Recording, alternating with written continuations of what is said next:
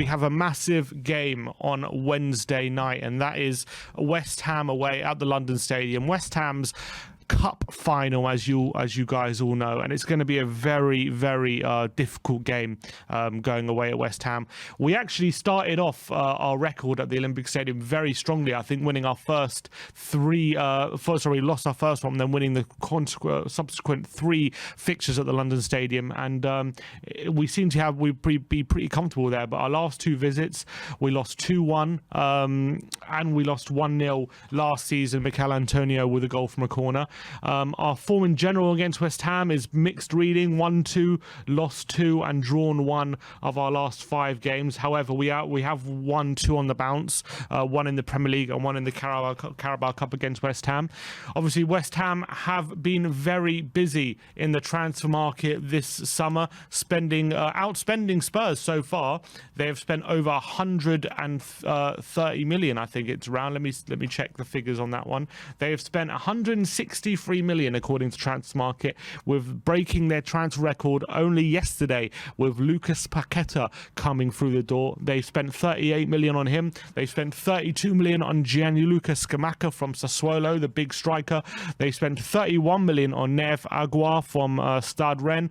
They've spent 19 million on Maxwell Cornet from Burnley. They spent 14 million on Emerson from Chelsea. They've bought Thilo Kehrer for 11 million from Paris Saint-Germain, and they've bought Flynn Downs, the central midfielder from Swansea, for about 10 million, and they've signed Areola on a permanent from Paris Saint-Germain, who was there last year. So that's 1, 2, 3, 4, 5, 6, 7, 8 signings for West Ham United, and even their fans aren't happy at the moment with how things are going, as they have seen their squad cut by fairly significant numbers, with a number of outgoings last season, with Issa Diop, Yarmolenko, Ryan Fredericks, Vlasic, Masuaku, Mark Noble, and Alex Krau all leaving in the summer. So, and with Europa Conference League football to contend with, a lot of West Ham fans are feeling they should have done even more business, and that is interesting comparing it to Tottenham's transfer window, where we've signed 6 players, and a lot of fans.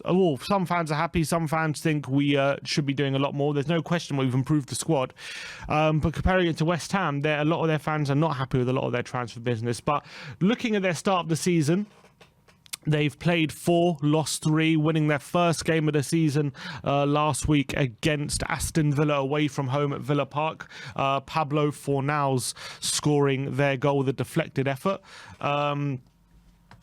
He was a 25-yarder. West Ham have actually been pretty poor at the start of the season.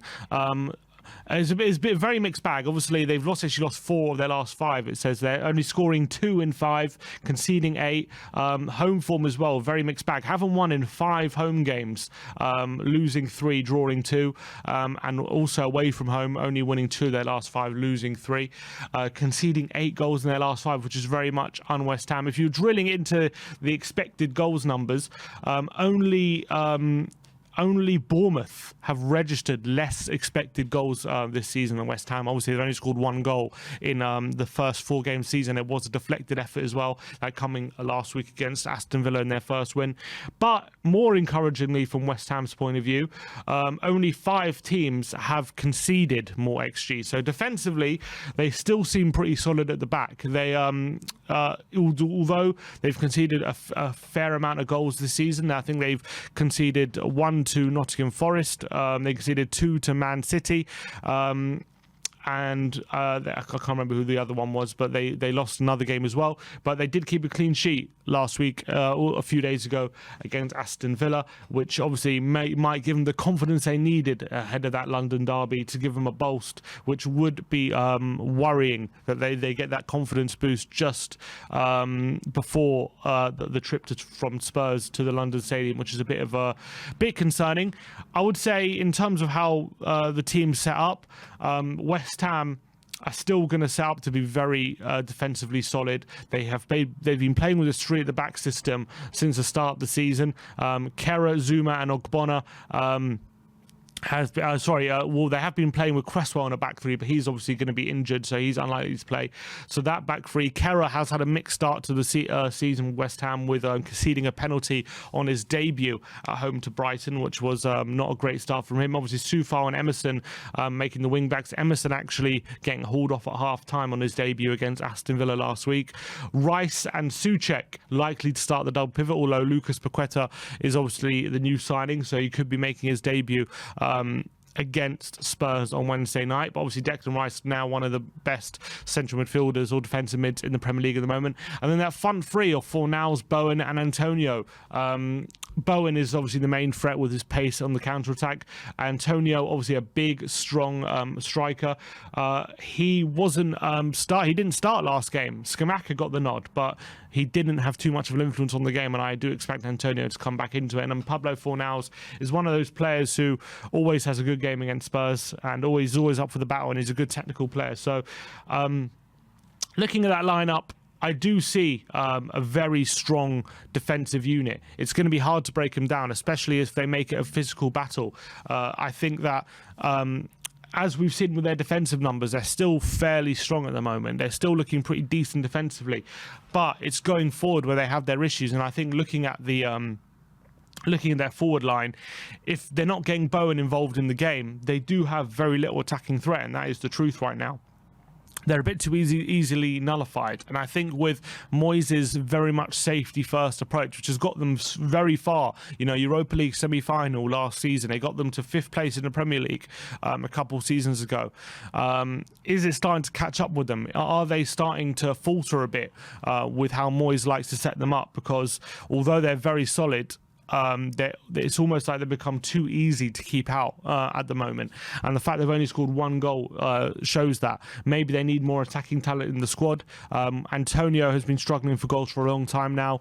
Jarrod Bowen is obviously their main threat, but other than that, Fornals isn't a regular goal scorer. Landini is very much inconsistent, but they do have Scamacca now, and they do have Lucas Paqueta, and they're two players who could definitely get more involved in the goal scoring exploits, and that's what West Ham are definitely going to be hoping for.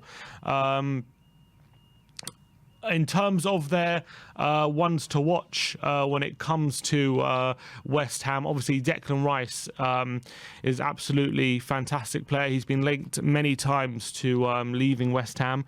400 tackles in Premier League history, which is a very impressive number considering he only made his debut about 4 years ago. He's had a meteoric rise as West Ham captain, and he's become one of the leading central midfielders. And there was big rumours that he would have left this summer. They valued him at over 100 million, and I can understand that, having come through the West Ham ranks. I really believe he's a very, very talented player and starts for England now.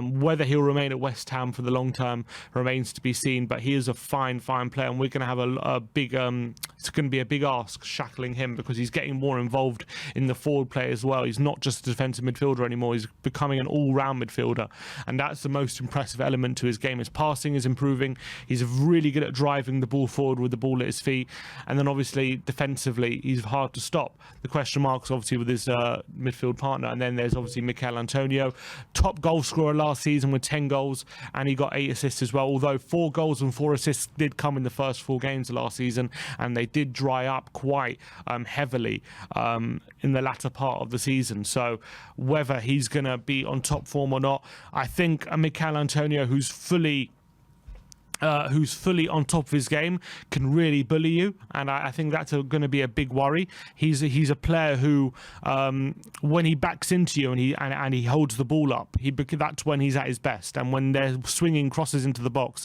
he's obviously very, very dangerous aerially. The one thing I would say about Mikel Antonio is if you can stop him from holding up the ball, I think he can be very much easily nullified, because technically he's not the best player, so his touch isn't great. So you put a bit of pressure on him, you kind of make sure he doesn't find it easy to control the ball and hold the ball up, then all of a sudden he's a lot more easily containable. And when you're looking for him to have precise finishes and difficult space in the area, he's no Harry Kane when he's finishing. He needs to have good presentable opportunities to score goals. So I would say Mikel Antonio from that aspect, that's why maybe his goals have dried up, but he can be a real handful when he's fully confident, he's on top of his game, and he's physically bullying you. That's going to be something to worry about. So it's going to be interesting to see if Romero is back in the squad. There are rumours that he's going to be available again for Wednesday, but with Davinson Sanchez playing really well the last two games, be interesting to see whether Conte thinks it's going to be a risk for him to play on Wednesday in terms of Romero, or is he going to stick with Sanchez? Sanchez obviously being maybe the more physical one. It has surprising to say even up against Romero, but Romero is more aggressive in that sense. So maybe Romero can throw Antonio off his game a bit more. So it's going to be a very, very interesting game at the London Stadium. I do expect a massive battle. I do expect West Ham to make it really difficult for Spurs to play their game. And if anyone thinks we're going to go there, play free-flowing football from minute one, and it's going to be a breeze, you've got another thing coming, because West Ham are going to drag us down to their level, I believe. They're going to make it a real physical battle. They're going to make sure that we're breaking up our play. We might have to play a lot of long passes this game, like we did a lot of the time against Nottingham Forest, because I think West Ham are going to give a lot of energy, and especially with the way they've started the season, they know they need a good performance to stave off the pressure they've been getting since the start of the season. They need a good performance at home to Tottenham, and they know that as long as they put a good performance in, and if they get a result at home to Spurs, that goes a long way to keeping the pressure off their backs, at least for a few weeks. And David Moyes knows that he needs this performance going into this game. So I'm under no illusion that although West Ham have struggled a lot during the first openings of the season, that it's going to be a very, very difficult game at the London Stadium. It always is. Doesn't matter how badly they're playing, doesn't matter how well we're playing, West Ham always make it difficult in the early stages of the season. So I think I know it's maybe a bit of a downer. I wouldn't be too surprised if we draw this game, just because West Ham are going to make it so difficult, and right now we're not playing at our free-flowing best, although we are, I think, deserving to win games, and I think we are playing fairly well. We could be playing better when it comes to playing our football out the back and getting Son and Kane involved. So I wouldn't be surprised if West Ham nullify us for long periods. But if we can just stop West Ham from getting too much confidence and building too much momentum going forward, if we can kind of stop them playing football and kind of make it, we can match their energy in terms of making it a battle. If we can win that war, then I think going forward we have the quality to make the difference. That's how we can win the game. But in terms of playing them off the park in a sense where we're going to be running rings around them and that kind of stuff, I really believe they're going to be up for it. It's going to be very, very difficult. So I envisage a very tight, cagey game, especially early on from a Spurs' point of view. And it might be a case of where they have a lot of confidence to start off with, and we have to kind of build our way into the game. So I wouldn't be surprised if it's a very tight game. I went for 1-0. That was my prediction. I think Ben went for 2-0 in the game. I just think it's going to be a very tight game, and I wouldn't be surprised if Richarlison gets his first start, with him having some really good cameo performances at the start of the season. I think that it's not a sense that, although Son has been off it, I don't think it's a sense that I'm resting Son because he's not playing well. I think it's about giving Richarlison a chance because he's earned it. And I think he's played really well in the cameo performances. I think he's shown that energy off the bench to make a difference in every single cameo performance he's made. And I think he has the physicality of this game to match what West Ham are going to give. I know Son has a good record against West Ham as well, but I think Richarlison physically might be more suited to the game right now, and I think he deserves a chance to show what he can do from the start. So I'm thinking Richarlison start. I think Spurs will win 1-0, and I guess we'll see how it plays out on Wednesday night. It's going to be a massive game at the London Stadium, and under the lights. We need to enact revenge for our last two defeats at the London Stadium, and there's no better way to keep our momentum going and our unbeaten start going than away at the London Stadium. Would a draw be a terrible result? Look, if you ask me, am I taking a draw now? Obviously not. I think we can go there and win. I think we have the quality there to win. If we do, if we do end the game on Wednesday night, it has been a draw, I don't think that's a disaster. I think that it keeps us unbeaten. It means that all's well. We've gone to two London teams away from home, where last few seasons we've definitely struggled. We've lost to Arsenal, West Ham and Chelsea, I believe, in our last 2 seasons away from home. So if we can stay there unbeaten, it also continues our improvement from last season as well, in a sense that we lost to West Ham last season, just like we lost all the previous 3 games. And it keeps us ahead of last season's results. And I think it continues a positive momentum going forward. And in terms of our start to the season, but I do think we have the quality to win. So it would be disappointing not to win with how our squad is structured. But I don't think a draw would be a completely disastrous result, considering West Ham are going to be well up for it, and it continues our unbeaten start to the season.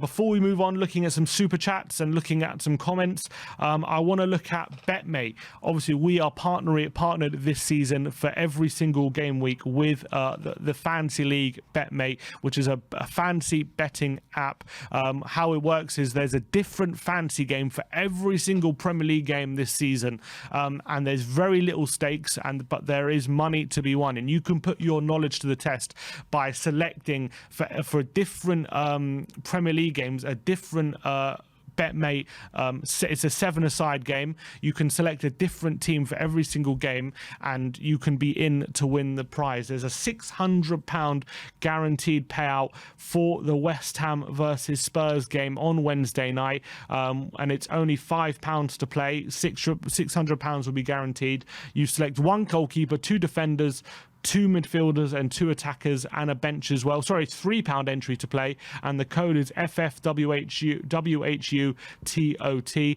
Obviously, you can select your team up to 5 minutes before kickoff, which means once the team lineups come out, you can adjust your team if your players you have selected have been left out. If you're going to look at my team for the game on Wednesday night, I've got Lloris in goal, a back 2 of Ivan Perisic and Ben Davis in the back. I've got Declan Rice and Pierre-Emile Højbjerg in midfield, with Kane and Richarlison up front, with Kane captain, who has a brilliant record in London derbies, and Pierre-Emile Højbjerg. And the reason I've got some defensive players, you might be looking at, Sim, why do you have some defensive players in your midfield? Like, this is Fantasy League and they're not going to score, they're not going to assist. Well, in this game you actually get points for tackles and for interceptions, which makes defensive players even more valuable than in the regular fantasy game. Obviously, goals and assists, you get a lot more points, especially for defenders and things like that. But if you believe a player is going to make a lot of tackles, interceptions, they become a very valuable asset in this game. And when it comes to goalkeepers, every save you get a point. However, every goal you concede, you get a -1.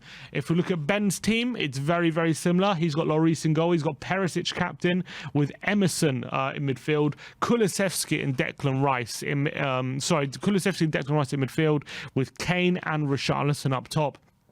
So he's going for a bit more offensive than I am. I've backed Højbjerg to make lots of tackles, interceptions, and Højbjerg for me has been one of the players of the season. But anyway, if you want to join, if you want a referral code, you get a £5 free bets. You can play Wednesday's game absolutely free using the code WeAreTottenhamTV5, which is on screen right now. You get a free £5 bet. If you use that referral code, so you can play the game on Wednesday for free. Always, the pots are for fairly low stakes, between £1, £3 and £5, and it's a lot of fun to play. So I've been playing it a lot. I came 3rd in the game against, I believe it was against Wolves. I had Perisic captain, and it's a lot of fun. So get involved and get a £5 free bet.